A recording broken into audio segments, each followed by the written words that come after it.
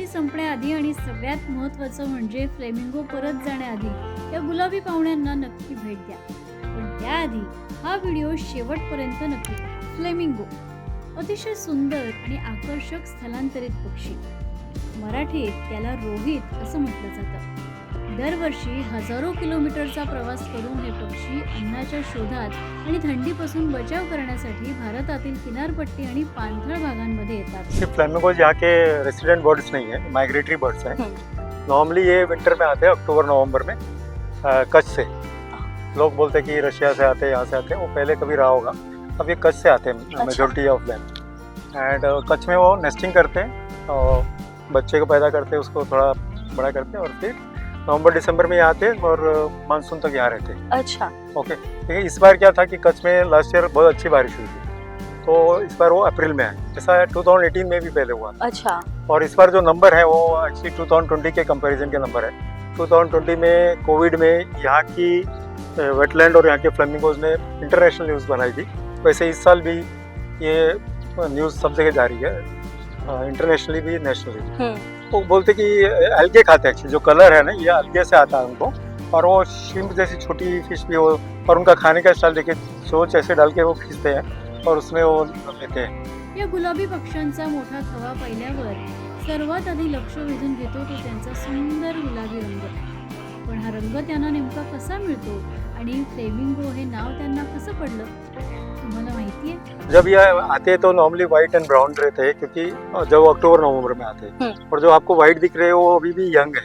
अच्छा. बच्चे हैं मतलब. अब जैसे जैसे वो खाएंगे और एडल्ट बनेंगे तो पिंक हो जाएंगे. इस बार काफी पिंक आए क्योंकि वो कच्छ से ऑलरेडी बड़े होने के बाद में यहाँ पर है. इसका नाम फ्लेमिंगो इसलिए है क्योंकि ये जब अपने पंख खोलते हैं ना तो ऐसा लगता है कि फ्लेम हवा में उड़ रही है. कि पेरेंटिंग भी एकदम अलग है, मतलब मेल फीमेल दोनों अपने बच्चे को और मिल्क फीडिंग करते हैं. मतलब मिल्क बोले तो उनका ब्लड ही जैसा रहता है, रेड कलर का रहता है, और वो कोई भी पेरेंट कर सकता है. को एक्चुअली सीखना चाहिए कि कैसे को पेरेंटिंग होना चाहिए. जर तुम्हाला फ्लेमिंगो एखाद्या परिसरात मुक्तपणे बागडताना दिसले तर त्याचा अर्थ काय होतो माहितीये?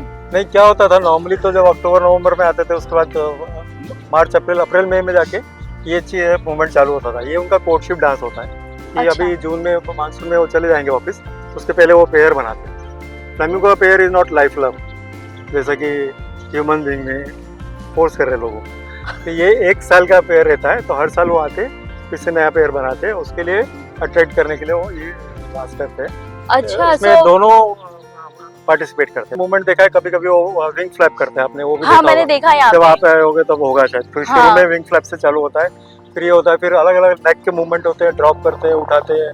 वो सब भी उनके कोर्टशिप मूव्स. बड़ी वर्ड है, इतने बड़े उसके पैर है, लेकिन आप लैंडिंग और टेक ऑफ अगर देखेंगे ना, इतना बढ़िया डिसिप्लिन है, कोई किसी से टक्कर नहीं होती, इतने अच्छे से लैंड करते हैं. तो अच्छा. सीखने लायक है उनका डिसिप्लिन. आता फ्लेमिंगो बद्दल इतकी रंजक माहिती ऐकल्यावर तुम्हालाही त्यांना प्रत्यक्ष पाहण्याची इच्छा झाली असेल. मग नवी मुंबईतील फ्लेमिंगो पॉइंटला कसं जायचं आणि फ्लेमिंगो पाहण्यासाठी योग्य वेळ कोणती हेही जाणून घ्या. एक्चुअली ये वेटलैंड है. वेटलैंड यानी मराठी में तो पानसड़ बोलते हैं, गुजराती में क्या बोलते हैं पता नहीं. तो ये मतलब मैंने जो बताया कि नवंबर से जून तक रहते हैं, तो पूरे टाइम यहाँ नहीं रहते. अच्छा. जब लो टाइड होता है वो तो मड फ्लैट में रहते हैं, ओके. समुद्र की तरफ. ये आपके मैंग्रोव दिख रहे हैं सामने, उसके बाद समुद्र है एक्चुअली. अच्छा. तो उसमें वो मड फ्लैट में रहते हैं. जब हाई टाइड होता है तो जैसे जैसे वो पानी आता है, तो जहाँ पर वो बर्ड्स अगर वहाँ पानी पहुँच रहा है तो रेस्टिंग करने के लिए इधर आते हैं. अच्छा.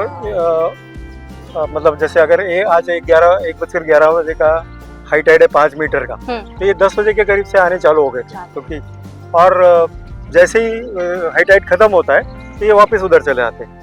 ये थाने फ्लेमिंगो सेंचुरी का पार्ट है. ये wetland actually important satellite wetland है. काफ़ी स्टडीज की गई है. BNHS ने भी बोला कि ये एरिया को अगर हम डिस्टर्ब करेंगे तो अभी एयरपोर्ट पास में बना है, हाँ. तो फिर एयरपोर्ट में खतरा हो सकता है. क्योंकि ये बर्ड्स अगर यहाँ नहीं जाएंगे तो आगे छोटी छोटी वाटर बॉडीज में फिर जाने की कोशिश करेंगे और जो खतरनाक हो सकता है. तो ये बहुत इंपॉर्टेंट है. और ये कोई ऐसा नहीं है कि लोग बोलते हैं कि सुबह आते हैं शाम को आते हो, ऐसा नहीं है. उनको गूगल पे मुंबई हाई टाइड चार्ट देखना पड़ेगा. उसके 3 घंटे पहले से आना चालू हो जाता है, नॉर्मली 1 से 2 घंटे बाद तक का. तो उसके हिसाब से आना पड़ेगा. बहुत से लोग आते हैं, बोले हम सुबह 5 बजे उठ के आते हैं. उस दिन एक लड़की का इंस्टा देख रहा था मैं, 5 बजे उठी, आई, खाली 2 कबूतर देखने मिले. आप सोच सकते हो कि कितना फ्रस्ट्रेटिंग होता है उन लोगों के लिए, क्योंकि उनका प्रॉपर नॉलेज. फ्लेमिंगोज को देखना है तो टाइम नहीं, टाइड इंपॉर्टेंट है.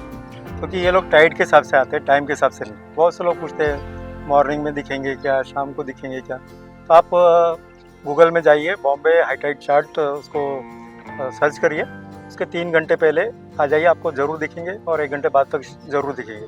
उसके आगे पीछे और भी हो सकता है, मतलब वो आपका लक है। लेकिन ये जो मैं टाइम पीरियड दे रहा हूँ उसमें आपको श्योर शॉट। नियरेस्ट स्टेशन अगर आ रहे हैं तो सीवुड स्टेशन है, नेरुल से भी आ सकते हैं। रिक्शा पकड़ के या अपनी गाड़ी से आए तो वेंकटेश टावर सेक्टर 58 है, वहाँ का आप लोकेशन डाल सकते हैं। उसके सामने एक छोटी सी एंट्री है, और वो एंट्री के पास फॉरेस्ट डिपार्टमेंट का कि ये प्रोटेक्टेड फॉरेस्ट है, एक बोर्ड भी लगा हुआ है। कोई एंट्री फी नहीं है, कुछ भी रिस्ट्रिक्शन नहीं है, आप आ सकते हो। खाली आप कुछ खाना पीना नहीं, अंदर गंदगी मत करिए, ड्रोन मत यूज़ करिए, और शांती बना के रखिए, बर्ड्स को डिस्टर्ब होईल। निसर्गाचं हे सुंदर आणि मनमोहक रूप अनुभवायचं असेल तर एकदा फ्लेमिंगो पॉइंटला नक्की भेट द्या। आणि अशाच माहितीपूर्ण व्हिडिओसाठी मुंबई समाचार मराठीला सबस्क्राईब आणि फॉलो करा।